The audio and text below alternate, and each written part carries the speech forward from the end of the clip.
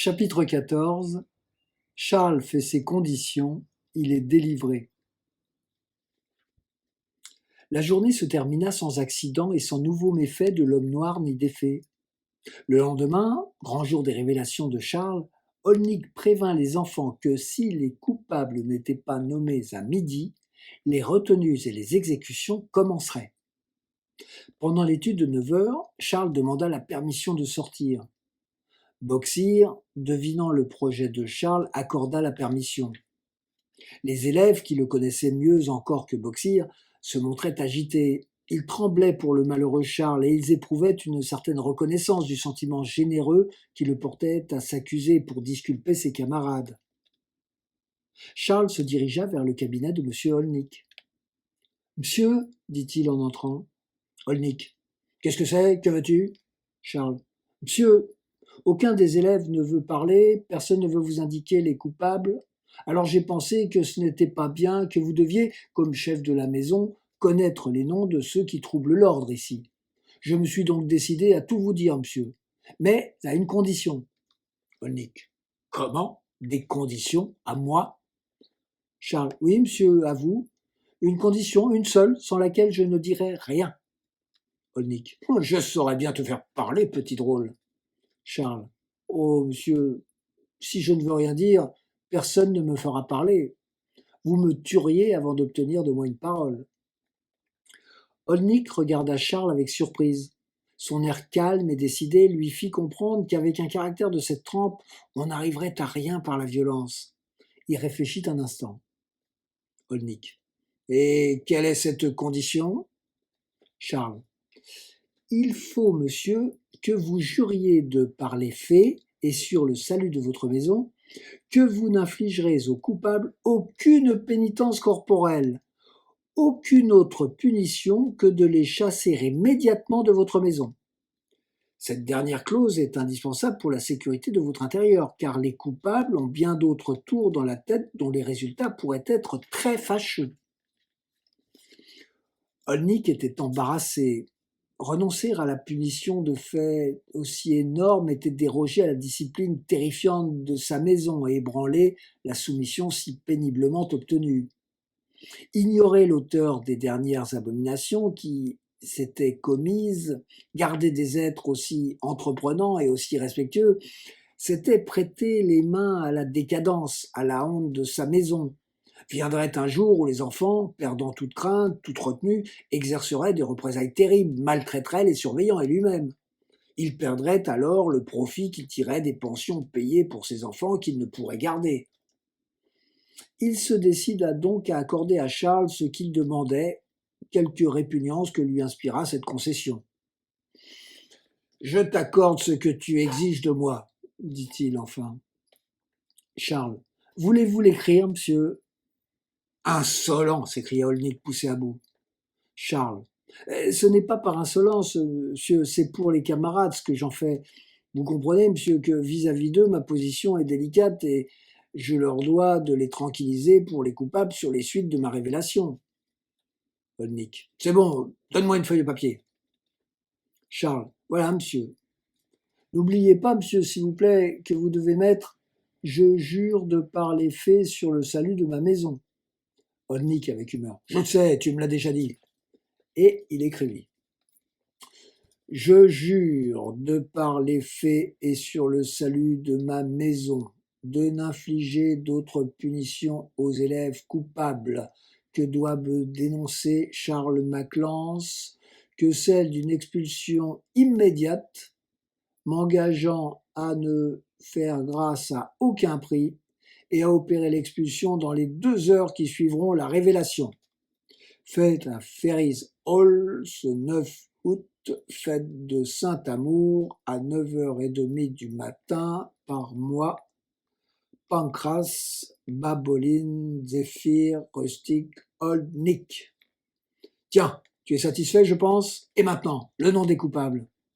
Charles. Pardon, monsieur. Encore 5 minutes. Je vais porter ce papier à qui de droit et je reviens. Olnik voulut s'y opposer, mais il réfléchit que Charles n'avait aucun intérêt à ne pas achever sa révélation et que ce papier ne pouvait servir qu'à ceux pour lesquels il était écrit. D'ailleurs, Charles était parti si lestement qu'il eût été impossible de l'arrêter. Il fut exact.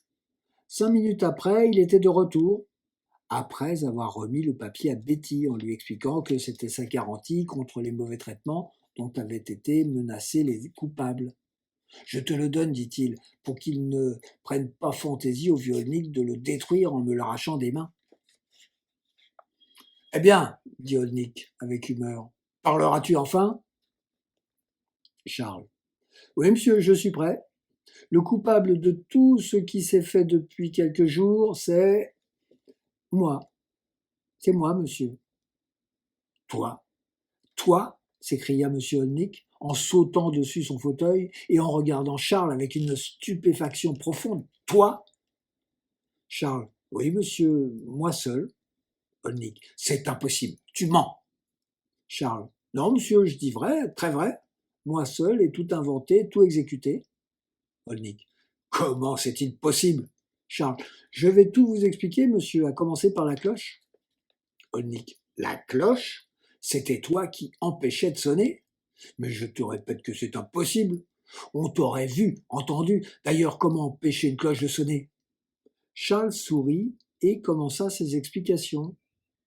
L'audace de la conception, de l'exécution, la simplicité des moyens surprirent tellement le vieux Olnick que, malgré son indignation, sa colère, il n'interrompit pas une fois le récit de Charles. Ses narines gonflées et son visage empourpré indiquaient la colère toujours croissante, la rage qui bouillonnait dans sa tête et dans toute sa personne. Quand Charles finit, Olnick lui dit avec fureur: « Je crois, en vérité, brigand, scélérat, que si tu ne m'avais pas extorqué la promesse que j'ai signée, je t'aurais mise en pièces moi-même, de ma main. Mais j'ai signé, tu as mis le papier en sûreté. Je m'abstiens. Quant à te faire partir d'ici, et ta Betty avec toi, le plus tôt sera le mieux. Tu es trop dangereux dans ma maison, tu as trop d'invention, d'imagination, de volonté, d'audace. D'ailleurs, ta pension n'était pas payée d'avance. J'y perds au lieu de gagner. Tiens drôle, voici un billet de sortie, et un autre pour ta gueuse de Betty. Partez, et à ne jamais vous revoir, j'espère bien. Amen, monsieur, sans revoir. Charles salua, sortit et courut avertir Betty, qui partagea sa joie. Elle abandonna ses casseroles, jeta son tablier, alla à la lingerie, fit en 10 minutes son petit paquet et celui de Charles, et tous deux se dirigèrent vers la porte à laquelle veillait le sonneur. Il ne les voyait pas puisqu'il leur tournait le dos, et il ne les entendait pas puisque sa surdité était complète. Charles, s'approchant, lui tapa sur l'épaule. Le sonneur. « Quoi? Qu'est-ce? Comment osez-vous me toucher, mauvais sujet? Attendez un peu. Vous verrez aujourd'hui même comment je touche, moi. À midi, la première exécution. Vous êtes le numéro 1. Rien que ça, le meilleur. Avant que le bras soit fatigué, on tape plus ferme et on fait plus de besogne à la minute. C'est aujourd'hui à la minute qu'on fouette. Grande exécution. Monsieur Boxir, qui a réparti le temps, vous a désigné pour 5 minutes. Je les emploierai bien, allez. Charles. Eh ben, Betty, je l'ai échappé belle. Fais voir nos billets de sortie à ce méchant homme. Betty fit voir les billets au sonneur stupéfait, qui ne put faire autrement que d'ouvrir la porte. Avant qu'elle ne fût refermée, Charles fit au portier un salut moqueur, y ajouta les cornes, un pied de nez, et lui tourna le dos. Les élèves attendirent vainement le retour de Charles, dont ils étaient fort inquiets.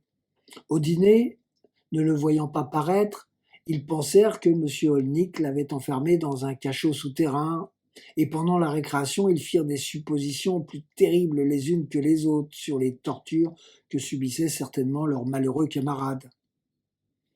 À la rentrée de l'étude, Boxir, qui avait été mis au courant par M. Olnick, fit aux élèves un discours énergique qui les impressionna vivement.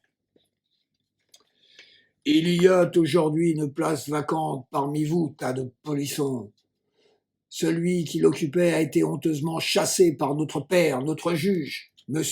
Olnick. » Boxir enlève sa calotte et la remet. Ce vaurien, ce malfaiteur a eu l'audace de déclarer à votre maître vénérable que tous les méfaits, les crimes de ces derniers jours provenaient de lui, Charles MacLance, qu'ils avaient été conçus par lui, exécutés par lui. La présence parmi vous d'un être aussi corrompu que ce misérable Méphistophélès, c'est-à-dire le diable, ne pouvait être tolérée. Il a été chassé. Il avait une complice, Betty, qui a subi la même ignominie. Nous voici donc rentrés dans l'ordre, dans le régime salutaire du fouet qui va être appliqué avec plus de rigueur que jamais au moindre symptôme d'insubordination, de négligence. Vous êtes avertis. Il dépend de vous que les sévérités paternelles, exécutées par la main vigoureuse du sonneur, vous atteignent ou vous épargnent. Boxir s'assit. Les malheureux élèves, tremblants mais ruminant la vengeance à l'imitation de Charles, se mirent au travail en songeant aux moyens de s'en affranchir. Nous allons les laisser continuer leur vie de misère pour suivre Charles, qui n'oubliera pas ses malheureux camarades, et qui terminera promptement leur souffrance en leur faisant à tous quitter sous peu de jours la maison de Ferris Hall par ordre du juge de paix. Mais il songea d'abord à lui-même, et, avant d'aller chez Marianne et chez Juliette, il alla chez le juge de paix solliciter sa protection pour ne pas être remis sous la tutelle de la cousine Macmiche, et pour être confié à la direction de Marianne.